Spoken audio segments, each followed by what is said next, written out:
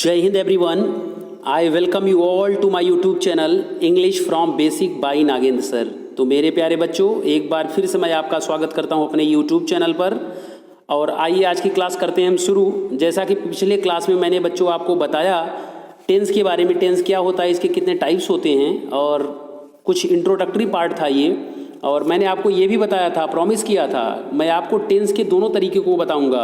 देखिए, ज़्यादातर क्या होता है, लोग टेंस को ट्रांसलेशन फॉर्म में पढ़ते हैं। Most of the students study the tense in the form of translation. लेकिन वास्तव में क्या आपको पढ़ना है, टेंस का यूज क्या होता है, कहाँ कहाँ टेंस को यूज़ करते हैं, ये भी आपको जानना बहुत ज़रूरी है। तो चलिए दोनों बताएंगे आपको, ट्रांसलेशन मेथड भी और इसके यूजेस क्या हैं। तो आइए चलिए शुरू करते हैं क्लास। इसके पहले मैंने आपको अफर्मेटिव के बारे में बताया, प्रेजेंट एंड डेफिनिट के अफर्मेटिव पार्ट को मैंने आपको बताया था। ठीक है, आज हम बात करेंगे निगेटिव और इंट्रोगेटिव सेंटेंस की। ठीक है, प्रेजेंट एंड डेफिनिट के निगेटिव और इंट्रोगेटिव पार्ट को बताएंगे। तो फर्स्ट ऑफ ऑल चलिए समझते हैं, अगर प्रेजेंट एंड डेफिनिट टेंस की बात करें और निगेटिव सेंटेंस की बात करें तो सेंटेंस कैसे बनते हैं, उसके क्या रूल हैं। ठीक है, चलिए समझते हैं। तो सबसे पहले यूज करोगे आप क्या, सबसे पहले सब्जेक्ट आप यूज करोगे, फिर डू या डज। अच्छा, डू या डज किसके साथ कैसे यूज़ करना है ये आप समझ लीजिए। अगर जो सब्जेक्ट है सिंगुलर नंबर है, अगर सब्जेक्ट आपका सिंगुलर है तब तो डज का यूज करोगे, और अगर आपका सब्जेक्ट प्लूरल है यानी बहुवचन है, यानी आपका जो कर्ता है बहुवचन है, तब तो डू का यूज करोगे। अगर एक वचन है तो आप डज का यूज करोगे। ठीक है, यानी सिंगुलर नंबर का सब्जेक्ट है तो डज यूज करोगे। आई के साथ भी डू का यूज करोगे, ये ध्यान रखेंगे आप। ठीक है, आई के साथ भी किसका यूज़ करेंगे, आई के साथ भी आप यूज़ करेंगे डू का। ठीक, और बाकी जितने भी सब्जेक्ट आपके प्लूरल हैं, प्लूरल सब्जेक्ट आते हैं, चाहे आई हो, ध्यान दीजिए उसमें बहुत हैं, आई है, यू है आपका, और वी भी है, ये सब क्या हैं, दे है, ये सब आपके प्लूरल सब्जेक्ट हैं। इनके साथ आप यूज़ करेंगे क्या, इनके साथ डू नॉट यूज़ करेंगे। ठीक, और एक से अधिक नाम अगर आ गए, एक से अधिक नाम का मतलब क्या है, प्लूरल सब्जेक्ट, तब भी आप डू का यूज़ करेंगे, डू नॉट यूज़ करेंगे। और सिंगुलर है, एक वचन है, ही है, शी है, इट है, तो आप डज का प्रयोग करेंगे, डज नॉट। ठीक है, चलिए एग्जाम्पल के माध्यम से देखते हैं। अच्छा, ही डज, जैसे देखिए पहला example, he does not compose poems. अगर इसको देखें तो बहुत ही आसानी से क्लियर है। ही चूंकि सिंगुलर नंबर का सब्जेक्ट है इसलिए इसके साथ यूज हुआ क्या, डज नॉट। ही एक वचन का करता है इसलिए एक वचन कर्ता के साथ डज नॉट का यूज हुआ। It is singular number subject, so does not use हुआ। So he does not compose poems. यानी ये ट्रांसलेशन मेथड समझिए आप थोड़ा। यहाँ ट्रांसलेशन मेथड में होता क्या है, जब जिस वाक्य के अंत में ता है, ती है, ते हैं आता है तो प्रेजेंट इंडेफिनिट टेंस कहा जाता है।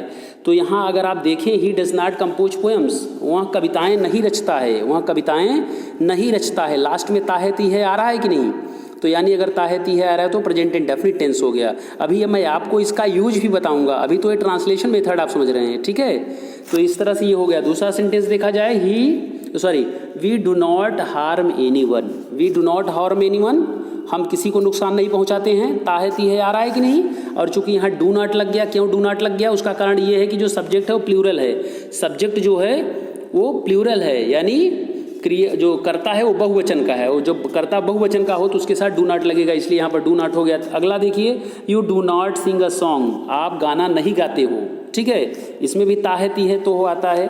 तो इस तरह से अगर ताहे ती है तो हो आता है लास्ट में सेंटेंस में, वाक्य में, तो वहाँ पर प्रेजेंट इंडेफिनिट टेंस होगा। आप रूल अप्लाई करेंगे प्रेजेंट इंडेफिनिट टेंस का। अगर निगेटिव सेंटेंस है तो आप डू नॉट या डज नॉट लगाएंगे सब्जेक्ट के अकॉर्डिंग। मैंने आपको बताया, अगर सब्जेक्ट एक वचन का है, सिंगुलर नंबर का अगर सब्जेक्ट है तो उसके साथ डज नॉट लगाओगे, और अगर प्लूरल सब्जेक्ट है तो उसके साथ डू नॉट लगाओगे। ठीक है, तो चूंकि यू हमेशा प्लूरल होता है माना जाता है, इसलिए यू के साथ हमेशा डू नॉट लगता है, इसलिए डू नॉट लग गया। सिंग अ सॉन्ग क्रिया की पहली अवस्था मैंने यहाँ लिखा है, नॉट के बाद base form of the verb, क्रिया की पहली अवस्था, फिर ऑब्जेक्ट, फिर जो बचा वो अदर वर्ड, जो बचेगा उसको लिखते हैं। तो आपने देखा, यू सब्जेक्ट हो गया, फिर डू नॉट लगा, फिर वर्ब हो गया, और सॉन्ग आपका ऑब्जेक्ट हो गया। तो सब्जेक्ट, वर्ब और ऑब्जेक्ट हो गया। इस तरह से कंप्लीट सेंटेंस। अगला देखें, I do not trouble him, यहाँ भी सब्जेक्ट हो गया, फिर डू नॉट हो गया, इसके बाद वर्ब हो गया, फिर ऑब्जेक्ट हो गया। तो सब्जेक्ट, वर्ब और ऑब्जेक्ट। ठीक, चूंकि आई के साथ डू नॉट लगता है इसलिए डू नॉट लग गया। I do not trouble him, मैं उसे परेशान नहीं करता। इसमें भी लास्ट में ता है, ती है आता है, तो आप याद रखिएगा। ये भी तरीका मैंने आपको बताया। आप ट्रांसलेशन मेथड भी जानिए और इसका यूज क्या है, दोनों आप जानते रहिए। ठीक, अभी आपको आगे बताएंगे इसका यूज़ क्या है, जो बहुत ही इंपॉर्टेंट पार्ट है। चलिए अगला देखिए, Radha does not run fast, Radha तेज नहीं दौड़ती है, लास्ट में ताहती है आ रहा है ना, Radha does not run fast, तो यानी ये भी प्रेजेंट इंडेफिनिट टेंस है। प्रेजेंट इंडेफिनिट टेंस जब राधा तेज नहीं दौड़ती है, ताहती है आ रहा है, तो आप सब्जेक्ट के अकॉर्डिंग यूज़ करेंगे डू नॉट डज नॉट। तो राधा चूंकि एक लड़की के बारे में बात हो रहा है, एक वचन का करता है, ये सब्जेक्ट सिंगुलर है, तो इसलिए डज नॉट लग गया, Radha does not run fast. ठीक, चलिए अब अगला देखते हैं, अगला रूल क्या है। अगर अगले रूल की बात करें तो इंट्रोगेटिव क्वेश्चन, ध्यान दीजिए, इंट्रोगेटिव यानी प्रश्नवाचक वाक्य अगर रहेगा तब कैसे आप करेंगे। अगर प्रश्न पूछा जा रहा है, प्रेजेंट इंडेफिनिट टेंस की बात की जाए और उसमें बात किसकी हो, इंट्रोगेटिव सेंटेंस की। इंट्रोगेटिव मीन्स प्रश्नवाचक वाक्य होगा, प्रश्न पूछा जाएगा। अच्छा, इंट्रोगेटिव भी दो पार्ट के, इंट्रोगेटिव के भी दो पार्ट हैं, एक सिंगल इंट्रोगेटिव होता है, एक डबल इंट्रोगेटिव। यानी सिंगल इंट्रोगेटिव का मतलब क्या, जो केवल हेल्पिंग वर्ब से शुरू हो, जो केवल किससे शुरू हो, हेल्पिंग वर्ब से, जो हेल्पिंग वर्ब से शुरू हो, यानी जिसका उत्तर यस या नो में दिया जाए, जिस भी प्रश्न का उत्तर यस या नो में दिया जाए वो सिंगल इंट्रोगेटिव सेंटेंस होता है। यानी वो वहाँ पर केवल हेल्पिंग वर्ब से काम चल जाएगा, वहाँ उसके पहले कोई क्वेश्चन वर्ड नहीं लगेगा। ठीक है, चलिए अभी एग्जाम्पल के माध्यम से आपको बताएंगे। तो पहले इसका समझ लीजिए रूल क्या होता है, फॉर्मेशन ऑफ सेंटेंस क्या होगा इसका। सबसे पहले क्वेश्चन वर्ड आप लिखेंगे। क्वेश्चन वर्ड मतलब क्या, व्हाट, व्हेन, वेयर, हुम, व्हिच। अगर आप पूछा जाए कोई इस तरह का क्वेश्चन हो, जैसे पूछा जाए कि तुम क्या करते हो, तो व्हाट डू यू डू, भाई इसका उत्तर यस या नो में तो आप दे नहीं सकते। अगर मैं पूछता हूँ क्या तुम लिखते हो, तब तो आप कह देंगे कि हाँ या नहीं, यस या नो में हो जाएगा। तो इसका फॉर्मेशन कैसे होगा, डू यू राइट, क्या आप लिखते हो, डू यू राइट। तो क्वेश्चन वर्ड तो आया नहीं। अगर क्वेश्चन वर्ड आता है तो आपको यस नो में आंसर नहीं मिलेगा, आपको कुछ न कुछ बोलना होगा, यस नो से काम नहीं चलेगा। यानी अगर यस या नो से काम चल जा रहा है, उत्तर मिल जा रहा है, तो वहाँ पर क्वेश्चन वर्ड नहीं लगेगा, वहाँ पर केवल और केवल हेल्पिंग वर्ब से काम चल जाएगा। चलिए इसको समझते हैं। तो सबसे पहले क्या करेंगे, क्वेश्चन वर्ड यूज़ करेंगे, फिर डू या डज सब्जेक्ट के अकॉर्डिंग, ये याद रखेंगे, जैसा सब्जेक्ट होगा उसके अकॉर्डिंग डू या डज का यूज़ करेंगे। ठीक है, अगर आई है तो डू, यू है तो डू, वी है तो डू, दे है तो डू, या एक से अधिक नाम अगर एक साथ यूज हो रहा है तब भी डू। अगर इसके अलावा और कुछ है, केवल एक आदमी के बारे में बात किया जा रहा है, तो वहाँ हो जाएगा डज। इसके बाद base form of the verb, क्रिया की पहली अवस्था, यस या यस नहीं लगेगा, वो मैंने पहले ही बता दिया आपको जब आपको बता रहा था अफर्मेटिव सेंटेंस। इसके बाद ऑब्जेक्ट लिखेंगे, फिर अदर वर्ड, अदर वर्ड मतलब जो बचा हुआ है। ठीक, चलिए एग्जाम्पल के माध्यम से समझते हैं। अब पहला अगर देखें तो why do you come late, why do you come late, तुम देर से क्यों आते हो। लास्ट में ताहती है आ रहा है कि नहीं, ये ट्रांसलेशन मेथड है, समझिएगा। Why do you come late, तुम देर से क्यों आते हो। तो मैंने आपको बताया सबसे पहले क्वेश्चन वर्ड आप यूज़ करेंगे, मैंने आपको बताया एकदम क्लियर है। सबसे पहले क्वेश्चन वर्ड, ठीक, तो वाई लिख दिए, क्वेश्चन वर्ड हो गया क्यों। फिर इसके बाद हेल्पिंग वर्ब लगाएंगे सब्जेक्ट अकॉर्डिंग, चूंकि डू यू है तो यू के साथ हमेशा डू लगता है, इसलिए डू लगा दिए। तो why do you come late, ठीक, वर्ब आ गया, फिर ऑब्जेक्ट आ गया।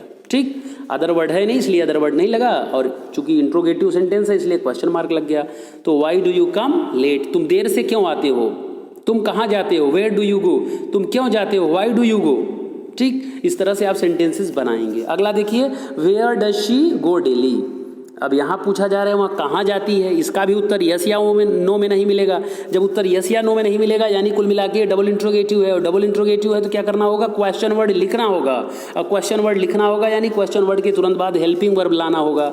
तो चूंकि वेयर है, कहाँ एक वर्ड है जो क्वेश्चन वर्ड है, इसके बाद फिर आपने हेल्पिंग वर्ब लगाया किसके अकॉर्डिंग, सब्जेक्ट के अकॉर्डिंग। सब्जेक्ट एक वचन है, सिंगुलर नंबर का है, subject is singular number, this is the reason you have to use does, इसलिए डज का यूज हो गया। तो where does she go daily, वहाँ रोज कहाँ जाती है, वहाँ रोज कहाँ जाती है। ठीक, अगला देखिए, why does Mohan not help the poor. अब देखिए ये इंट्रोगेटिव प्लस नेगेटिव है, ये तो इंट्रोगेटिव सेंटेंस था, ये भी इंट्रोगेटिव सेंटेंस, और ये क्या है, ये आपका जो है ये इंट्रोगेटिव प्लस नेगेटिव सेंटेंस है। ये जो सेंटेंस है आपका इंट्रोगेटिव प्लस नेगेटिव, इंट्रोगेटिव भी है और नेगेटिव भी है। व्हाई डज मोहन नाट, देखिए क्वेश्चन वर्ड भी आया है और नाट भी आया है, ठीक है, तो दोनों आया है, तो यानी दोनों को मिलाकर इंट्रोगेटिव प्लस नेगेटिव हो गया। तो why does Mohan not help the poor, interrogative plus negative आया तो नेगेटिव यानी नाट आपको सब्जेक्ट के तुरंत बाद लगाना है, सब्जेक्ट के तुरंत बाद सबसे पहले क्वेश्चन वर्ड, फिर हेल्पिंग वर्ब, फिर सब्जेक्ट, फिर नाट, फिर वर्ब, फिर उसके बाद ऑब्जेक्ट, ठीक। अच्छा यहाँ एक गड़बड़ी हो गई, यहाँ क्वेश्चन मार्क रहेगा, ये यस, यहाँ क्वेश्चन मार्क होगा बिल्कुल, यस यहाँ, ठीक है। Why does Mohan not help the poor, यहाँ क्वेश्चन मार्क होगा, फुल स्टॉप गलती से हो गया, इसको यस को छोड़िए। चलिए तो आगे देखते हैं, अगला क्या है, Y do you need a copy. अब अगर इस सेंटेंस की बात करें तो यहाँ भी एकदम बहुत ही अच्छे से क्लियर हो जा रहा है, लेकिन मैंने आपको बताया क्या, do you need a copy, मैंने आपको क्या बताया था अभी आपको बताया कि अगर बात हो यस या नो की, बात अगर काम चल जाए किससे, यस या नो की, ठीक है, बात अगर हो यस या नो की, यस या नो में अगर काम चल जाए तो वहाँ क्वेश्चन वर्ड नहीं यूज होगा। तो इसमें देखा जाए क्या यस नो में काम चल रहा है क्या, do you need a copy, क्या तुम्हें कॉपी की आवश्यकता है, तुम्हें कॉपी चाहिए, तो आप आंसर में बता सकते हो हाँ या नहीं, हाँ ना में काम चल जाएगा, यानी हाँ ना में काम चल जाएगा, हाँ ना में काम चल जाएगा, इसलिए यहाँ पर यूज हो गया केवल और केवल हेल्पिंग वर्ब डू का यूज हुआ है, ना कि क्वेश्चन वर्ड, ठीक। तो अगर जब आपको ऐसा लगे कोई भी हिंदी में सेंटेंस हो, अगर वहाँ पर यस या नो में काम चल जा रहा है तो वहाँ पर आप क्वेश्चन वर्ड का यूज नहीं करेंगे, वहाँ केवल हेल्पिंग वर्ब से काम चलाएंगे, ठीक, हेल्पिंग वर्ब, उसके बाद तुरंत सब्जेक्ट आएगा। जैसे यहाँ पर हुआ, do you need a copy, क्या आपको कॉपी की आवश्यकता है, आपको कॉपी आपकी ज़रूरत है, ठीक है, यस। चलिए अगला देखिए, does she Singh a song, does she Singh a song, sorry does she sing songs है, सॉरी सॉन्ग्स है, अगर सॉन्ग होता तब अ सॉन्ग हो जाता, ठीक है, डज शी सिंग सॉन्ग्स। अब यहाँ भी वही बात है, चूंकि हाँ या ना में उत्तर मिल जाएगा, क्या वह गाने गाती है, क्या वह गाने गाती है, सॉन्ग्स है ना इसलिए गाने, क्या वह गाने गाती है, आप उत्तर दे सकते हो हाँ या नहीं। अगर यहाँ मैं यहीं पर आगे जोड़ देता है व्हाट डज शी सिंग्स, यहाँ व्हाट लिख देता, व्हाट डज शी सिंग, तब हो जाता ये क्वेश्चन मतलब डबल इंट्रोगेटिव, तब यस या नो में काम नहीं चलता, तब आपको उत्तर देना पड़ता, ठीक है। तो इसलिए सिंगल इंट्रोगेटिव है, यस या नो में काम चल गया, इसलिए हेल्पिंग वर्ब केवल लगा, इसके साथ क्वेश्चन वर्ड नहीं लगा। डज शी सिंग सॉन्ग्स, क्या वह गाने गाती है, हाँ या नहीं, उत्तर मिल जाएगा। तो इस तरह ये हो गया। अगला देखिए, Y do you not bring book with you. अब देखिए डबल इंट्रोगेटिव है, इसमें आपको बताना होगा Y do you not bring book with you, तुम अपने साथ किताब क्यों नहीं लाते हो, तुम अपने साथ किताब क्यों नहीं लाते हो। तो यहाँ चूंकि उत्तर आपको देना पड़ेगा, जब ऐसी स्थिति आ जाए आपको उत्तर देना पड़ेगा, तो वहाँ पर केवल और केवल क्या होगा, डबल इंट्रोगेटिव। और डबल इंट्रोगेटिव होगा तो आपको क्या करना होगा, वहाँ पर लगाना होगा आपको क्वेश्चन वर्ड, वहाँ पर लगाना होगा क्वेश्चन वर्ड, किसके साथ, हेल्पिंग वर्ब के साथ, ठीक। इसलिए यहाँ क्वेश्चन वर्ड के साथ हेल्पिंग वर्ब लगा, हेल्पिंग वर्ब के बाद सब्जेक्ट आया, फिर इसके बाद नॉट, फिर वर्ब आया और फिर ऑब्जेक्ट आया है, ठीक है। तो इस तरह से सेंटेंस कंप्लीट होगा। तो जब बात हो इंट्रोगेटिव की और सिंपल प्रेजेंट की, अगर वो कि जो भी सेंटेंस है, जो भी वाक्य है, उसका उत्तर यस या नो में दिया जा सकता है, तब तो हेल्पिंग वर्ब से शुरू करो जो सेंटेंस है। अगर यस या नो में उत्तर नहीं दिया जा सकता उस प्रश्न का, तो यानी जो वर्ड है उसके अकॉर्डिंग उसमें क्वेश्चन वर्ड आएगा। जैसे क्यों आया, तो क्यों के लिए व्हाई होता है इंग्लिश में, इसलिए व्हाई आ गया, ठीक। चलिए अगला देखते हैं, अगला क्या है, बिल्कुल use of present indefinite tense, use of present indefinite tense in various situations, ये देखना है। देखिए अब मैं आता हूं मेन मुद्दे पर। Now I am coming on the main point. Yes, जो मैं आपको बताना चाहता हूं और जो ज़्यादातर लोग, जिससे ज़्यादातर लोग वंचित रह जाते हैं, ज़्यादातर लोग इसको सीख ही नहीं पाते, वही ट्रांसलेशन पढ़कर बस उसी से ख़त्म हो गया, टेंस ख़त्म। लेकिन यहाँ से अब शुरू होता है वास्तविक पढ़ाई, ध्यान दीजिएगा। तो use of present indefinite tense in various situations, कहाँ कहाँ यूज होता है प्रेजेंट इंडेफिनिट टेंस का, इसको आप समझिए। It is use for universal truth, बहुत ही important part. Present indefinite tense का यूज कहाँ पर किया जाता है, यूनिवर्सल ट्रूथ के लिए। इसका उपयोग सार्वभौमिक सत्य के लिए किया जाता है, मैंने हिंदी में भी लिख दिया है। इसका उपयोग कहाँ किया जाता है, सार्वभौमिक सत्य के लिए, जो चीज़ें यूनिवर्सल ट्रूथ है, यानी जो सत्य हैं। जैसे the sun rises in the east. अब the sun is rising in the east नहीं होगा, अगर कहीं लिखा है तो आप उसको काट देंगे, वो गलत है, वो करेक्ट कर देंगे, the sun rises in the east. यही करेक्शन करने को आएगा, error finding, correct the sentence, fill in the blanks, इसी तरह से आएगा। पता लगा सेंटेंस में दिया होगा the sun is rising in the east, दिया रहेगा the sun is rising in the east, तो आपको लगेगा यार ठीक तो है, सूर्य पूरब में उग रहा है, सही है, जबकि ये गलत है। तो सही क्या होगा, ये होता है केवल और केवल the sun rises in the east. ठीक, ये यूनिवर्सल ट्रूथ है यार, ये सार्वभौमिक सत्य है, ये सब जानते हैं कि सूर्य पूरब से उगता है, ऐसा कोई नहीं जो नहीं जानता है, और जो सब जानते हैं तो भाई ये सार्वभौमिक सत्य है। तो इसके लिए होगा the sun rises in the east, यानी सिंपल प्रेजेंट में यूज करोगे। यानी इस तरह के सेंटेंस को जो सार्वभौमिक सत्य है, जिसको सब जानते हैं, सर्वविदित है, यूनिवर्सल ट्रूथ है, उसको सिंपल प्रेजेंट में यूज करते हैं। जैसे the sun rises in the east, the earth revolves around the sun. दूसरा देखिए, the earth revolves around the sun. अच्छा, एक चीज़ और याद रखिएगा, सन का यस कैपिटल लेटर में हमेशा होता है, तो ये आप याद रखेंगे, ये भी पंक्चुएशन है, कैपिटल लेटर में होगा, इसलिए कैपिटल लेटर मैंने लिखा है। यस, अर्थ का ई भी कैपिटल लेटर्स होता है, इसलिए कैपिटल लेटर में लिखा है। तो आप ये मत सोचिएगा कि यहाँ पर बीच में कैसे ही कैपिटल हो गया या यस कैपिटल हो गया, actually these are use always in capital letters, so keep in minds बेटा, this is the rule. Yes, so the earth revolves round the sun, ये भी सब जानते हैं कि पृथ्वी चक्कर लगाती है किसका, सूर्य का। ताहती है आ रहा है, yes, the earth revolves round the sun, पृथ्वी सूर्य के चारों तरफ घूमती है, पृथ्वी सूर्य के चारों तरफ घूमती है, चक्कर लगाती है, ताहती है। ठीक है, तो चूंकि पृथ्वी, ध्यान दो, अब यहाँ मैं आपको सारा सेंटेंस ले रहा हूँ, ध्यान दीजिएगा यहाँ। अब ये मत समझिएगा सर ने भी इंट्रोगेटिव बताया फिर ये क्या बता रहे हैं, अफर्मेटिव में आ गए, लेकिन अब मैं आपको इसका प्रेजेंट इंडेफिनिट टेंस का यूज बता रहा हूँ। प्रेजेंट इंडेफिनिट टेंस कहाँ कहाँ यूज होता है, तो एक तो यूज होता है कहाँ पर, सार्वभौमिक सत्य के लिए, यूनिवर्सल ट्रूथ के लिए, जो बातें सर्वदा सत्य हैं, ठीक, उसके लिए, जैसे the sun rises in the east, सूर्य पूरब से निकलता है और पृथ्वी सूर्य का चक्कर लगाती है। और अगला क्या है, अगला है बर्ड्स फ्लाई, ये देखिए, ये भी सत्य बात है, एक तरह से हैवी। यस, ये सब जानते हैं कि चिड़िया उड़ा करती हैं, ऐसा थोड़ी है कि चिड़िया नहीं उड़ती, चिड़िया उड़ा करती हैं, सत्य बात है, सार्वभौमिक सत्य है, सब जानते हैं इस बात को, चिड़िया उड़ा करती हैं। ठीक, तो इस तरह का जो सेंटेंस होगा, अगर कभी आपको एग्जाम में आए तो आप वहाँ पर बिना सोचे समझे आपको सीधे वही सेंटेंस को टिक करना है जो सिंपल प्रेजेंट में है। अगर बात हो सार्वभौमिक सत्य की, यूनिवर्सल ट्रूथ की, तो आप उसी सेंटेंस को टिक कर देंगे जहाँ पर हो बात सिंपल प्रेजेंट की। ठीक है, चलिए अगला देखते हैं। अब अगला सेंटेंस एक और, तो अगला एग्जाम्पल क्या है, the sun sets in the west. यहाँ भी सेम वही कंडीशन है भाई, ये सब जानते हैं, ऐसा कोई नहीं है कि जो नहीं जानता, सब जानते हैं the sun sets in the west, सूर्य पश्चिम में डूबता है, भाई सिंपल सी बात है। अच्छा, तो इसलिए ये भी क्या हो जाएगा, ये भी सार्वभौमिक सत्य हो जाएगा, यूनिवर्सल ट्रूथ की बात हो जाएगी, इसीलिए इसको यूज़ करते हैं किसमें, सिंपल प्रेजेंट में। ठीक है, तो एक बार फिर से बता रहा हूँ, जब भी बात हो सार्वभौमिक सत्य की, यूनिवर्सल ट्रूथ की, जो सब सर्वविदित है, ऐसे सेंटेंसेस को सिंपल प्रेजेंट में यूज़ करते हैं। ठीक, चलिए अगला देखते हैं, अगला रूल क्या है। तो अगला रूल जो है वो, yes, it is use to express habitual action और कस्टम।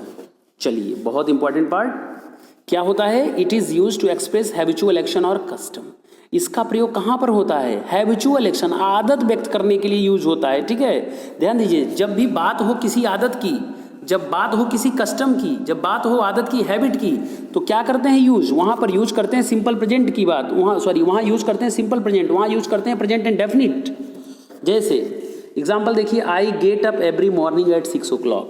भाई देखिए, मेरी आदत है, मैं रोज़ सुबह 6 बजे उठ जाता हूँ। ठीक, यानी अगर आपकी ये आदत है, रोज़ आप 6 बजे उठते हैं, तो इसको आप यूज़ करेंगे सिंपल प्रेजेंट में।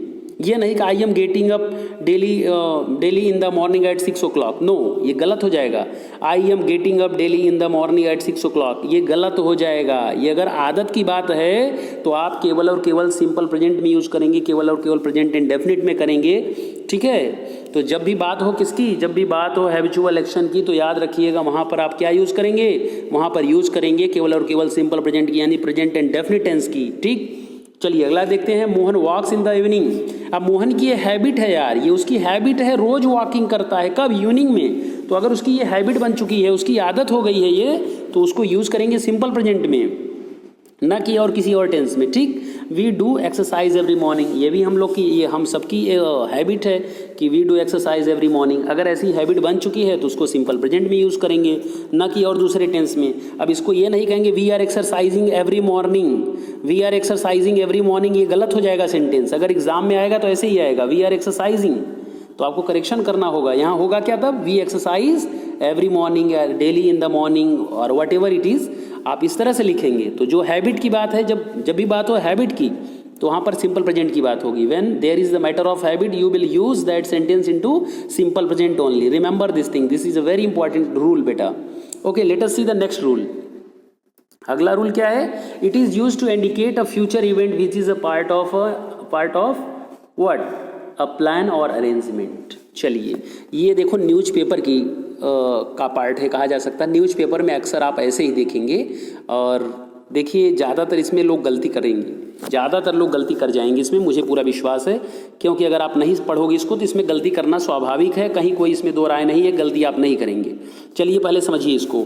It is use to indicate a future event which is a part of a plan और अरेंजमेंट। यानी कभी कभी क्या होता है, कोई ऑफिशियल नोटिस होगी, कोई ऑफिशियल वर्क है जो ऑलरेडी प्लान हो, जिसका जो प्लानिंग हो चुकी है। जैसे इस समय भाई स्कूल बंद है, मंडे से स्कूल खुल रहा है, बच्चों के लिए डाउट्स क्लियर करने के लिए बच्चे आ सकते हैं मंडे से। तो अगर अब ये कहना होगा कि द स्कूल विल रीओपन, ये अगर मैं कहता हूँ तो सेंटेंस गलत हो जाएगा, the school will reopen next week. अगर मैं ऐसे कहता हूँ the school will reopen next week, ये सेंटेंस गलत हो जाएगा। क्यों?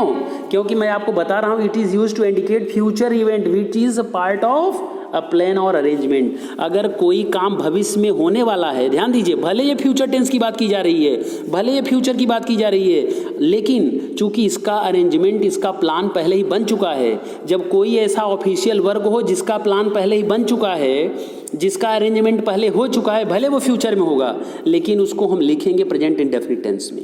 बहुत ही इंपॉर्टेंट बात है, बहुत ज़्यादा इंपॉर्टेंट बात है, इसको आप नोट कर लीजिए कॉपी में। जब कभी भी ऐसी बात हो, कोई काम फ्यूचर में होने वाला है, कोई ऑफिशियल वर्क फ्यूचर में होने वाला है, कोई फ्यूचर में आने वाला है, प्रधानमंत्री, राष्ट्रपति जो भी हैं, चीफ मिनिस्टर, प्राइम मिनिस्टर, या कोई ऑफिशियल वर्क है जो फ्यूचर में होगा लेकिन उसकी प्लानिंग पहले ही हो चुकी है, अगर ऐसी बात हो तो उस वहाँ पर केवल और केवल सिंपल प्रेजेंट का यूज होगा। ध्यान दीजिए, भले आपको लगेगा कि नहीं ये तो यार फ्यूचर इंडेफिनिट टेंस की बात हो रही है, ये प्रेजेंट इंडेफिनिट में कैसे यूज होगा, नहीं होगा, बिल्कुल होगा। तो ऐसे सेंटेंस को आप केवल और केवल प्रेजेंट इंडेफिनिट में यूज करेंगे। जैसे देखिए example, the school reopens next week, अगले सप्ताह विद्यालय खुल जाएंगे, अगले सप्ताह विद्यालय खुल जाएंगे, ठीक, विद्यालय खुल जाएगा। यहाँ एक विद्यालय की बात हो रही है, अगले सप्ताह विद्यालय खुल जाएगा। अब आपको लगेगा सर इसमें तो गागेगी आ रहा है, अगले सप्ताह विद्यालय खुल जाएगा, जिस वाक्य में गागेगी आएगा वो तो फ्यूचर टेंस होता है, तो इसमें फ्यूचर क्यों नहीं हो गया? हाँ बेटा, ये फ्यूचर टेंस भले है लेकिन इसको यूज़ करते हैं सिंपल प्रेजेंट में, ये आप याद रखिए। भले ये फ्यूचर टेंस में होता है लेकिन इसको सिंपल प्रेजेंट में यूज़ करते हैं। क्यों? क्योंकि मैंने आपको यहाँ बताया है, केवल इतना याद कर लो, बहुत ज़्यादा परेशान मत होइए, केवल इतना याद कर लीजिए। क्या? जब भी बात हो फ्यूचर इवेंट की, कोई काम, कोई इवेंट, कोई घटना, कोई प्लान, कोई अरेंजमेंट जो फ्यूचर में होने वाला है, उसकी प्लानिंग पहले हो चुकी है, अगर ऐसी बात हो तो उस सेंटेंस को हम सिंपल प्रेजेंट में यूज़ करते हैं। इसको एकदम याद कर लीजिए, ठीक। चलिए अगला एग्जाम्पल देखते हैं। The examination commences next month. अब देखिए अगले महीने में एग्जाम होगा, एग्जाम होने की बात कब की जा रही है? अगले महीने में होगा। लेकिन देखिए बात ऐसा लग रहा है, ये बात हो रही है फ्यूचर की, लेकिन फिर भी सिंपल प्रेजेंट में यूज हो रहा है। क्यों? क्योंकि ये ऑलरेडी फिक्स है भाई, ये प्लानिंग हो चुकी है, इसका टाइम टेबल बन चुका है, ये ऑफिशियल है। और जब कोई ऐसी ऑफिशियल वर्क हो जिसका टाइम टेबल ऑलरेडी अरेंज्ड हो गया है, वो प्लान्ड हो गया है, तो उसके लिए सिंपल प्रेजेंट यूज करेंगे, ना कि सिंपल फ्यूचर। सिंपल फ्यूचर नहीं यूज करोगे, बार बार कह रहा हूँ, गलती नहीं करना है। चलिए अगला देखते हैं, अगर फिर भी डाउट होगा तो पूछिएगा। Let us move to the next rule. Yes, अगला रूल क्या है? It is use to introduce quotes with the verb से।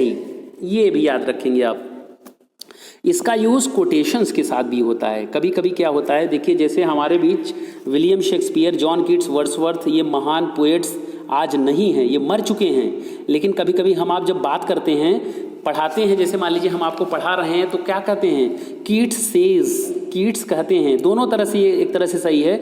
अगर आप नरेशन की दृष्टि से देखेंगे, डायरेक्ट इनडायरेक्ट की दृष्टि से देखेंगे, तब भी यहाँ पर सिंपल प्रेजेंट है, उसकी बात छोड़ दो। लेकिन यहाँ पर उसको आपको नहीं ध्यान देना, ये पास्ट भी हो सकता था, ठीक है। कुछ बच्चे सोचेंगे कि भाई यहाँ सेज है इसलिए नहीं बदलेगा, इसलिए यहाँ प्रेजेंट इंडेफिनिट टेंस है, प्रेजेंट इंडेफिनिट टेंस है। चलिए वो अलग बात है। यहाँ आप केवल इतना समझिए कि जब बात हो किसकी, जब बात हो किसी कोटेशंस की, जब किसी ग्रेट पर्सनालिटी के कोटेशन की बात हो और उसके साथ लगा हो से, कि जैसे विलियम शेक्सपियर कहते हैं कि जॉन कीट्स कहते हैं कि मर गए, अभी वो हमारे बीच नहीं हैं। जॉन कीट्स आज नहीं है हमारे आपके बीच, लेकिन उनकी कविताएं हमारे आपके बीच हैं, उनके पोयम्स हमारे आपके बीच हैं। तो हम क्या कहते हैं, वो भले नहीं हैं, ऐसा हम लोग मानते हैं कि ये कीट्स कह रहे हैं, ये कविताएं लिखी गई हैं कीट्स के द्वारा, जॉन कीट्स के द्वारा, इसलिए हम लोग मानते हैं कि जॉन कीट्स कह रहे हैं। क्या कह रहे हैं या क्या कहते हैं, a thing of beauty Joy for ever. बहुत ही ब्यूटीफुल लाइन है ये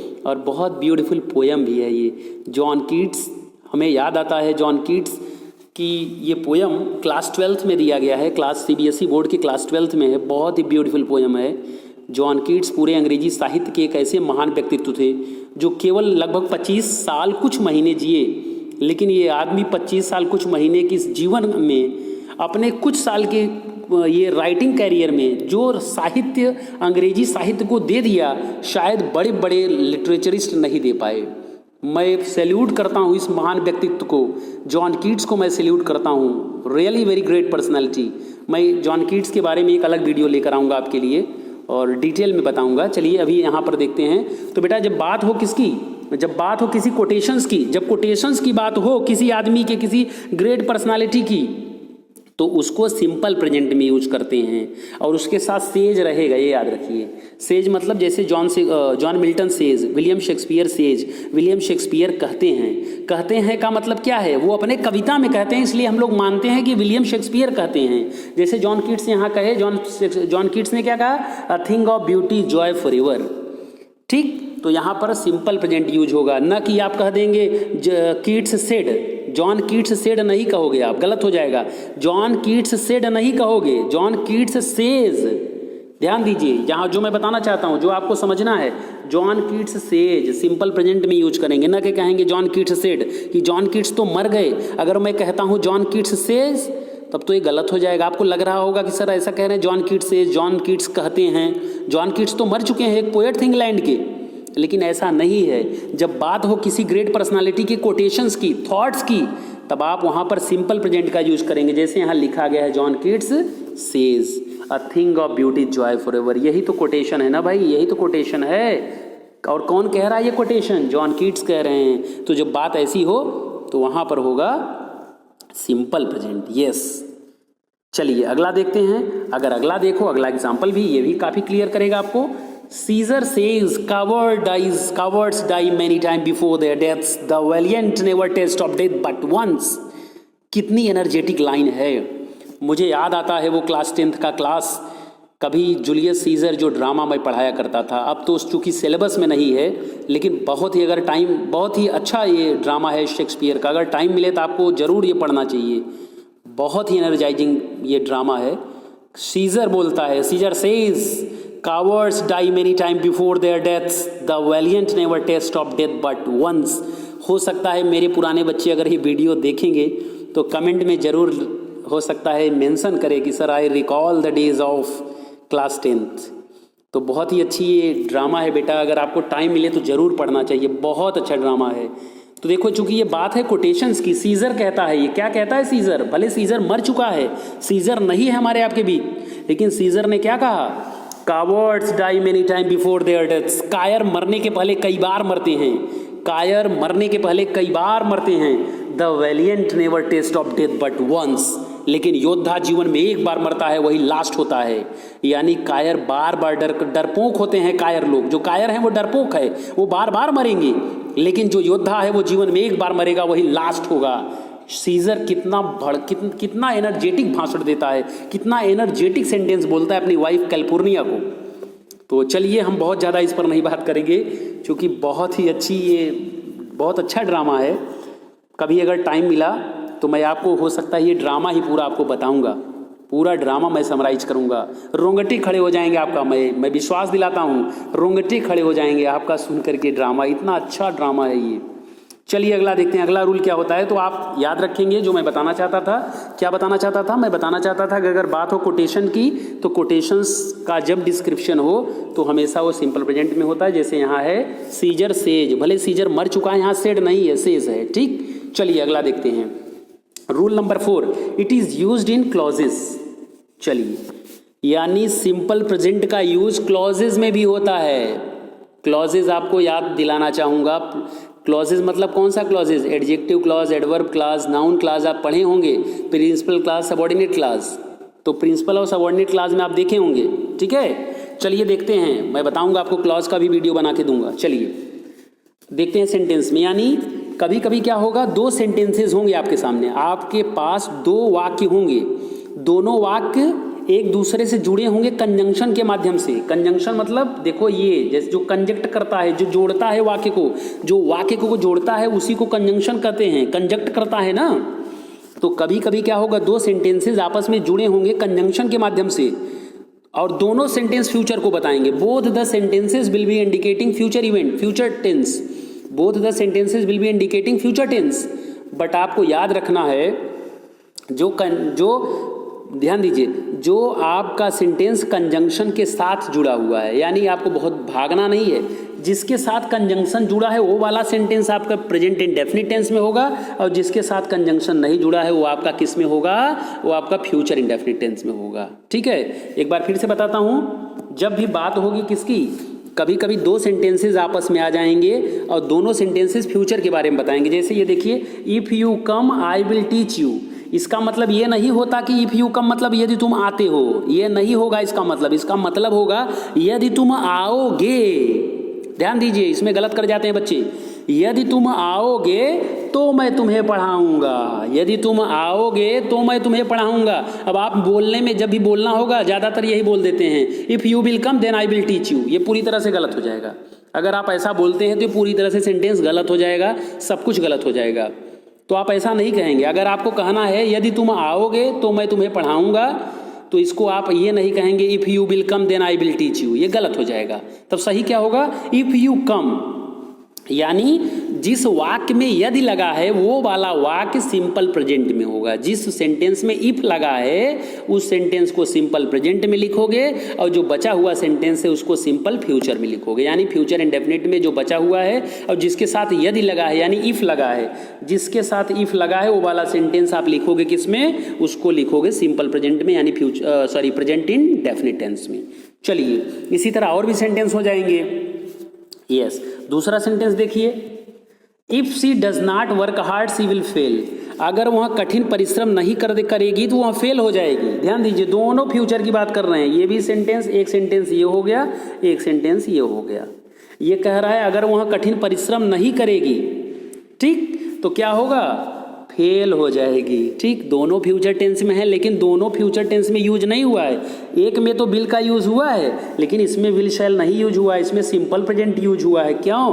क्योंकि मैंने आपको अभी बताया है, आपको कुछ नहीं करना है। जब कभी ऐसी परिस्थिति आए, 2 सेंटेंस हो, दो सेंटेंसेस हों और दोनों सेंटेंसेस फ्यूचर टेंस के बारे में हों और दोनों जुड़े हों किससे? इफ से। ठीक, इफ से जुड़े हों, यानी कंडीशनल सेंटेंस बना रहे हैं। ये एक तरह से कंडीशन बताया, कंडीशनल सेंटेंस बन रहा है ना। ठीक है, शर्त सूचक, शर्त है ना। शर्त क्या बन रहा है? अगर तुम आओगे तभी तुम्हें पढ़ाऊंगा, और अगर वहाँ कठिन परिश्रम करेगी तभी तो वहाँ पास होगी। तो अगर शर्त सूचक वाक्य होगा जिसमें शर्त बताएगा, कंडीशन बताएगा, ऐसी स्थिति में आप क्या करेंगे? पहला वाला जो सेंटेंस है, ठीक है, यानी जो सबऑर्डिनेट क्लास है, ध्यान दीजिए, जो सबऑर्डिनेट क्लास है उसके साथ आप यूज करेंगे सिंपल प्रेजेंट, और जो ये आपका है, ये क्या कहते हैं, प्रिंसिपल क्लॉज, इसके साथ आप क्या करेंगे? फ्यूचर इंडेफिनिट यूज करेंगे। ठीक है, एक बार फिर से रिवाइज करता हूँ। अच्छा, आपको कुछ अगर नहीं समझ में आ रहा है तो आप केवल इतना ध्यान देंगे, केवल इतना याद रखिए जब भी दो सेंटेंसेस हों, दोनों सेंटेंसेस फ्यूचर टेंस के बारे में हों, दोनों फ्यूचर बता रहे हों, तो जिसके साथ यदि लगा है, जिसके साथ इफ लगा है, उसके साथ आप यूज करेंगे प्रेजेंट इंडेफिनिट टेंस। यानी इफ वाले सेंटेंस में प्रेजेंट इंडेफिनिट का यूज होगा, और जो इफ वाला सेंटेंस नहीं है उसके साथ विल या शैल का यूज होगा सब्जेक्ट का अकॉर्डिंग सब्जेक्ट ऐसा होगा, यानी सब्जेक्ट जैसा हो उसके अकॉर्डिंग आप यूज करेंगे। बस इतना ही याद रखिएगा, नहीं तो आप ऐसे ही लिख देंगे if you will come then I will teach you, if you will come then I will give your book,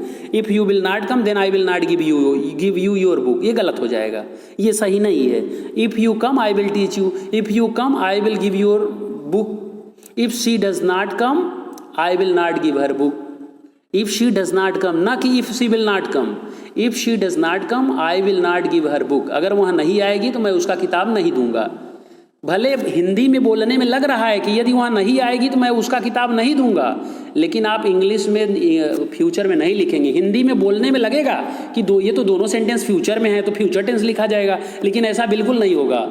जिसके साथ यदि लगा है उस सेंटेंस को सिंपल प्रेजेंट में कर दो, जिसके साथ यदि नहीं लगा है वो वाला सेंटेंस फ्यूचर इंडेफिनिट में कर दो। ठीक, सिंपल प्रेजेंट यानी प्रेजेंट इंडेफिनिट में पहला वाला, दूसरा फ्यूचर इंडेफिनिट में। इस तरह से आपका हो जाएगा ये सेंटेंस कंप्लीट। तो मेरे प्यारे बच्चों, ये रहा आपका प्रेजेंट इंडेफिनिट का पार्ट। यहाँ पर खत्म होता है प्रेजेंट इंडेफिनिट टेंस। चलिए मैं अगले वीडियो में आपको बताऊंगा दोनों मेथड, ट्रांसलेशन और यूजेस क्या हैं किसके, फ्यूचर प्रेजेंट कंटीन्यूअस। अगले वीडियो में प्रेजेंट कंटीन्यूअस के बारे में चर्चा करूंगा। तो चलिए चलते हैं, फिर मिलते हैं अगले वीडियो में। लेकिन चलने से पहले एक बार फिर से मैं आपसे अनुरोध करूंगा, इस वीडियो को से अगर आपको कुछ सीख मिली है, आपने कुछ सीखा है, तो वीडियो को लोगों तक खूब शेयर करिए, चैनल को सब्सक्राइब करिए, वीडियो को लाइक करिए और एंजॉय करिए वीडियो का। और कहीं आपको लगे कुछ दिक्कत है तो कमेंट में ज़रूर बताइए, जिससे कि लगातार निरंतर कुछ न कुछ अच्छा करता रहूं और इम्प्रूवमेंट होता रहे, आप लोग सीखते रहें। तो चलिए चलते हैं बेटा, फिर मिलते हैं अगले वीडियो में। तब तक के लिए जय हिंद।